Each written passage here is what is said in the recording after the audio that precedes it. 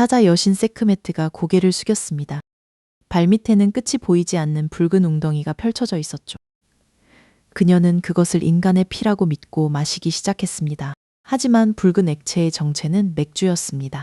태양신 라조차 명령으로 멈추지 못한 파괴의 여신을 신들은 왜 이런 방법으로 속여야 했을까요? 이야기는 신들이 아직 인간 세상을 직접 다스리던 아주 먼 때로 거슬러 올라갑니다. 이집트의 태양신 라는 매일 하늘을 건너며 빛과 질서를 지키는 왕이었습니다. 하지만 영원할 것 같던 라에게도 늙음이 찾아왔습니다. 몸은 굳어갔고 입에서는 침이 흘렀으며 한때 황금처럼 빛나던 힘도 예전 같지 않았습니다. 사람들은 라의 쇠약한 모습을 알아차렸습니다. 그들 사이에서 왕을 거스르려는 말이 퍼졌고 마침내 반역을 꾸미는 이들이 사막으로 달아났습니다. 라는 그들의 속삭임을 들었습니다. 자신이 만든 인간들이 자신을 밀어내려 한다는 사실에 태양신은 크게 분노했지만 곧바로 벌을 내리지는 않았습니다. 라는 가장 오래된 신들에게 조언을 구했습니다.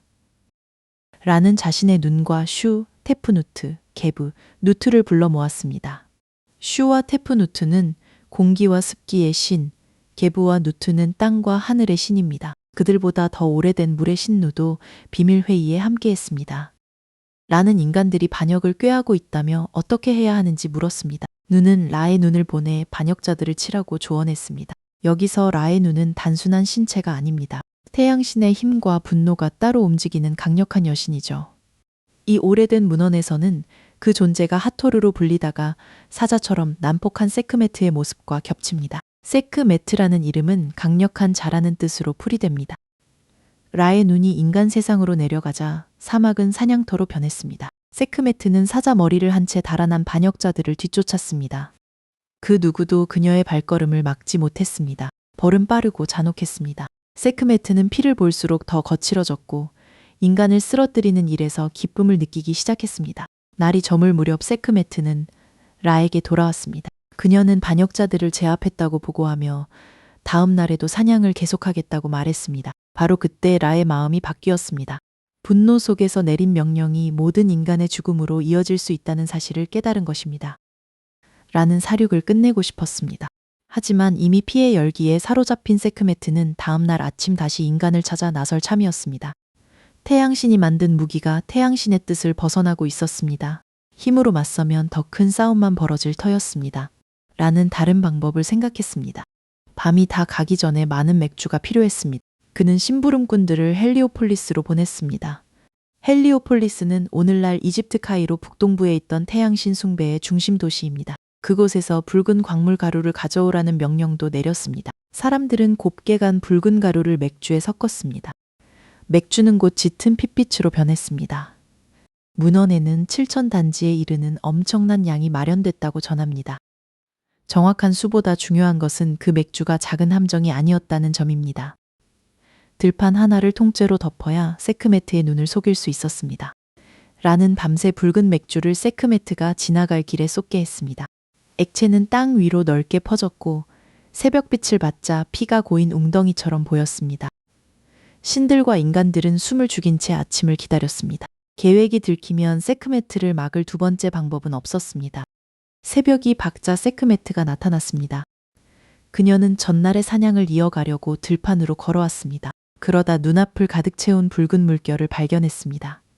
세크메트는 그것을 인간의 피라고 믿었습니다. 술 냄새보다 붉은 빛이 그녀의 눈을 먼저 사로잡았습니다. 여신은 몸을 낮추고 붉은 액체를 마셨습니다. 한 모금, 또 한 모금. 들판을 덮은 맥주는 사라질 기미가 없었습니다. 세크메트는 계속 마셨고 곧 술 기운이 온몸에 퍼졌습니다.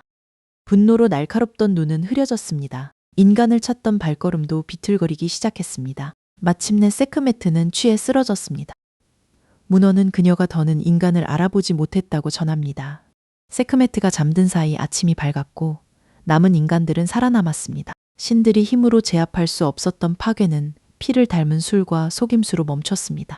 이 장면을 단순히 술에 취한 여신의 우스운 실수로만 보면 이야기의 무게를 놓치게 됩니다. 세크메트를 속인 이는 애초에 그녀를 보낸 라였습니다.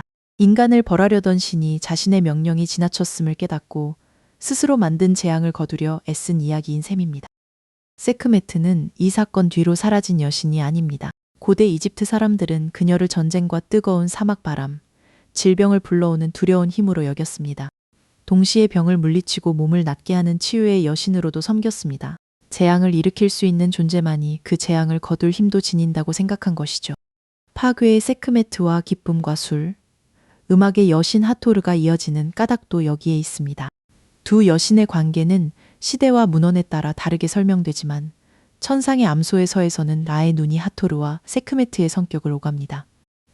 분노에 휩싸인 힘이 술을 마시고 누그러지는 변화가 두 이름 사이에 놓여 있습니다. 후대의 이집트 축제에서는 술을 마시며 이 오래된 구원의 밤을 떠올렸다고 해석되기도 합니다. 다만 축제의 구체적인 모습은 시대와 자료에 따라 달라집니다. 분명한 것은 붉은 맥주가 단순한 소품이 아니라 세상을 끝낼 뻔한 신의 분노를 멈춘 결정적인 장치라는 사실입니다. 세크메트의 이야기는 인간의 반역으로 시작하지만 마지막에는 신의 책임을 묻습니다. 라는 분노를 무기로 만들었고 그 무기가 통제를 벗어나자 남은 인간을 살리려고 꾀를 냈습니다. 붉은 들판에서 쓰러진 세크메트는 그래서 패배한 괴물이 아닙니다. 파괴와 치유가 한 존재 안에 함께 있다는 오래된 이집트인의 두려움과 바람을 보여주는 여신입니다. 다음에 붉은 해가 사막 위로 떠오르는 모습을 본다면 이 이야기를 떠올려 보세요.